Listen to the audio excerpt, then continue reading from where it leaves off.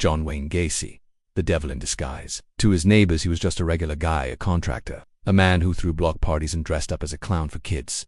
He shook hands. He smiled. He even took pictures in his clown suit. But under the surface, behind that painted smile, he was hiding something terrifying, something no one wanted to believe. But at night, he became someone else, someone who used charm like a weapon. He offered work, rides, drinks. But the trick was real. Once they were restrained, he showed his true face. He beat them, he strangled them, he assaulted them, called waited. But no one guessed that their sons were under the floor of a suburban house in Illinois. And after he was done, he buried their bodies in the crawl space under his house. Like garbage.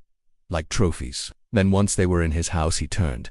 Evil doesn't always wear a mask. Sometimes it wears face paint. Sometimes it helps build your deck, and he lived right in the middle of a quiet neighborhood. Sometimes it waves to you from across the street while your son is already under his floor. Gacy wasn't just pretending to be someone he wasn't.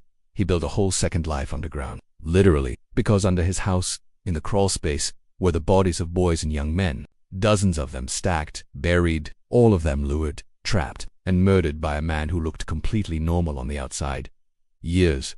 Some boys were last seen getting into Gacy's car. One even worked for him, but the police never connected the dots until it was too late. It wasn't until a teenage boy named Robert Pierce disappeared that things started to fall apart. The cops searched Gacy's house, and they smelled it death rot. When they dug, they found bones, and then more bones, and more. People liked him. He was involved in the community. He was called Pogo the Clown and volunteered at children's hospitals. Said the clown did it. But the jury didn't buy it. He was sentenced to death. He sat on death row for years before being executed by lethal injection in 1994. Gacy would handcuff his victims as part of a magic trick. He killed at least 33 young men. Most of them were never seen again. Their families searched. The scariest part is how long he got away with it. During his trial, Gacy smiled, joked, acted like it was all no big deal. He claimed insanity. To this day, people struggle to understand how someone so normal-looking could be so evil. But maybe that's the real warning. John Wayne Gacy wasn't a monster hiding in the woods. He was the devil in disguise.